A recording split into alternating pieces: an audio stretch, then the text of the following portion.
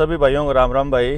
अभी हम चंडीगढ़ के हालात आपको दिखाते हैं कि चंडीगढ़ में पेट्रोल पंप के आसपास क्या हाल हैं। और आपको मालूम पड़ेगा कि ड्राइवर्स जब अपनी स्ट्राइक करते हैं तो सरकारों को झुकने के लिए मजबूर कर ही देते हैं।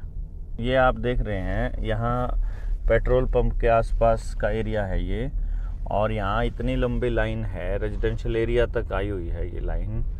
और आप देखोगे कि जब चंडीगढ़ में इतने पेट्रोल पंप हैं, मैं आज पूरे दिन पेट्रोल पंप पे जो विज़िट कर रहा था तो मैंने देखा कि हालात यही हैं हर जगह, और इतनी ही लंबी लाइन है।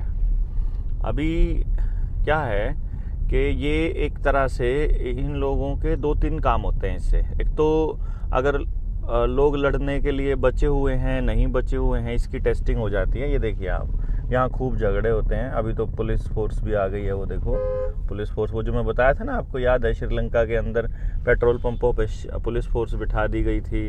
और नितिन गडकरी कह रहा था कि हम भी 4 साल में पेट्रोल और डीजल बैन कर देंगे। तो इसी तरीके से यहाँ पेट्रोल डीजल का वो उस बयान के बाद आज मेरे ख्याल से 1.5 साल हो चुके हैं। तो पेट्रोल डीजल जब बैन होता है तो आपको क्या करना होगा, तब आप देख लीजिएगा। इलेक्ट्रिक व्हीकल्स मतलब एक तरह से एक बहाना है इनका कि हम प्रदूषण के चक्कर में इलेक्ट्रिक व्हीकल्स को प्रमोट कर रहे हैं। असलियत में प्रदूषण से कोई लेना देना नहीं है इलेक्ट्रिक व्हीकल्स का। It's all a game of total control basically. उन व्हीकल्स के अंदर कंपनी से ऑपरेट किया जा सकता है, उन व्हीकल्स को मतलब कंपनी बंद कर सकती है, और पूरी तरह से वो कंट्रोल किए जा सकने वाले व्हीकल्स हैं। बेसिकली वो सॉफ्टवेयर ही है कंपनी ने जो दे रखा है। तो इसको आपको समझना पड़ेगा कि जो नितिन गडकरी का बयान है इसकी शुरुआत अब हो चुकी है, क्योंकि इनको ट्रांसपोर्टर्स को बर्बाद तो करना है ही है, और ट्रांसपोर्टर्स बर्बाद करना इनका पहला उद्देश्य भी है, ये मैंने आपको बताया भी था। और उसका रीज़न ये है कि जो बड़े बड़े उद्योगपति हैं उनको ये लोग लेकर के आ रहे हैं अपने इस पूरा का पूरा जितना भी ट्रांसपोर्ट का इलाका है, एरिया है, जितना भी बिज़नेस है, बड़े बड़े ट्रक ऑपरेटर्स जो हैं वो अपना रास्ता बदल ही चुके हैं ऑलरेडी, अपना काम धंधा भी बदल चुके हैं जिनको इसका अंदाज़ा है। अब वहाँ पर एक ट्रक के पीछे एक बड़ी सी आँख आपको नज़र आती होगी। वो आई जो है वो बेसिकली एक सॉफ्टवेयर है जिसके ज़रिए आप नेविगेशन पता लगा सकते हैं कि आपका ट्रक कहाँ है। ट्रैक योर ट्रक का भी एक ऑप्शन आता है जिसमें आप अपने ट्रक को ट्रैक कर सकते हो। तो उससे क्या होता है कि एग्जैक्टली मालूम होता है बड़ी कंपनियों को कि इस टाइम पे ज़्यादातर ट्रक कितनी दूर हैं यहाँ इस खदान से, इस माइन से या इस जगह से। तो वो लोग फिर इसको उसी हिसाब से फिर वो अपनी लोडिंग लगा देते हैं और सारे ट्रक फिर उनके चल पड़ते हैं। और फिर जो नॉर्मल जो ड्राइवर है, जो छोटे ट्रांसपोर्टर्स हैं, उनको फिर माल नहीं मिलता है। ओवरलोडिंग चलेंगे तो फिर उनको भारी जुर्माना वसूल करते हैं उनसे फिर पुलिस वाले, और ओवरलोडिंग नहीं चलते हैं तो वो खर्चा पूरा नहीं होता है। फिर टोल के महंगे रेट हैं, और फिर मेंटेनेंस इतनी महंगी है, और हर किलोमीटर पे ट्रक का अपना खर्चा है। तो इन ट्रक ऑपरेटर्स का और इन ड्राइवर्स के ऊपर जो ये नया अमेंडमेंट आया है कि आप किसी को मार कर नहीं भाग सकते। देखिए सॉफ्टवेयर इनके पास है, मार कर पहले भी नहीं भाग सकते थे। अगर आप इस बात को देखें कि वो जानबूझकर हुआ है क्या, या फिर वो अनजाने में हुआ है, ये देखना बड़ा ज़रूरी है। और जहाँ तक बात है उस अमेंडमेंट में कि भाई आप हिट एंड रन का केस है तो हम ऐसे लोगों पर काबू करने के लिए, भैया हिट एंड रन नहीं होता है ये। आमतौर पे जब एक्सीडेंट होता है तो जो आसपास के लोग हैं वो गुस्सा होते हैं, उनके उस गुस्से से बचने का एक ही रास्ता होता है कि वहाँ से भाग लो उस वक्त के लिए। बाद में तो वो जिसके पास ट्रक है, बाद में सीसीटीवी कैमराज लगे हुए हैं, आपने इतना सारा चीज़ें पहले से की हुई है, कोई भाग थोड़ी सकता है, कहाँ जाएगा वो। तो उसको ट्रैक करना इतना मुश्किल नहीं है। तो उसके जुर्माने का जो प्रावधान है इससे हम पूरी तरह से असहमत हैं, क्योंकि जुर्माना देकर तो कुछ भी नहीं हो सका होगा ना। अगर भाई का इंश्योरेंस है, हर गाड़ी का इंश्योरेंस होता ही है, तो इंश्योरेंस कंपनी कंपनसेशन दे देगी। अगर हम जिसको इंजरी है या जिसकी डेथ हुई है एक्सीडेंट के अंदर, अगर उसके फेवर की बात कहें तो, और इंश्योरेंस कंपनी अगर नहीं दे देगी तो बाकी जो खर्चे हैं, मतलब एक्सपेंसेस हैं, उसके जो विक्टिम है या जिसको जो इंजर्ड है, जिसका नुकसान हुआ है, वो इंश्योरेंस कंपनी सारा पे कर देगी। तो इसके लिए आपको स्पेशल उस आदमी के ऊपर अटैक करने की ज़रूरत नहीं है जिस आदमी ने एक्सीडेंट किया है। कोई भी आदमी जानबूझकर एक्सीडेंट नहीं करता है अनटिल एंड अनलेस वो बीमार ना हो गया हो, उसके ऊपर किसी केमिकल का असर ना हो गया हो, आसपास वाइब्रेशंस जो हैं। अब आप सोचिए, मतलब एक सिंपल दिमाग पे थोड़ा ध्यान दीजिए कि आधार आपका अपडेटेड है, लाइसेंस आपका अपडेटेड है, गाड़ी की रजिस्ट्रेशन आपके आधार के साथ जुड़ी है, बैंक अकाउंट भी आपका जुड़ा हुआ है, और मैक्सिमम गाड़ियों के जो हैं वो कंपनी से ऑपरेटेड हैं। जिस तरह से इन्होंने इलेक्ट्रिक व्हीकल्स को ब्लास्ट करने का एक एक्सपेरिमेंट किया था, और जिस तरह से ये मतलब एक इसके अंदर किल स्विच का बटन होता है, वो होता है, मान लो मेल फंक्शन हो जाए कि जैसे एक इंटरनेट पे वो हुआ कि भाई साइबर अटैक आ गया, तो इसी तरह का कोई अटैक आ जाता है, साइबर अटैक, और सारे देश की गाड़ियां जो चल रही हैं उस वक्त मैक्सिमम जो ट्रैफिक में हैं, वो सारी गाड़ियों की स्पीड बढ़ जाए, कम हो जाए, ज़ीरो हो जाए, वो खड़ी हो जाए, तब आप क्या करेंगे? मतलब जैसे आज सारे पेट्रोल पंप पर पेट्रोल नहीं मिलेगा क्योंकि ट्रांसपोर्टर्स ने हड़ताल की हुई है, और खाने की भी किल्लत हो जाएगी। ये तो मैंने आपको पहले बताया था ना, फूड क्राइसिस। अगर खाने की सप्लाई रुक जाती है शहर को, तो शहर ऑटोमेटिक लॉकडाउन वाली सिचुएशन आ जाएगी ना। तो ये तो वही लॉकडाउन लेकर के आ रहे हैं। अब की बार ये लॉकडाउन का जो ठीकरा है वो ट्रांसपोर्टर्स के ऊपर फोड़ देंगे।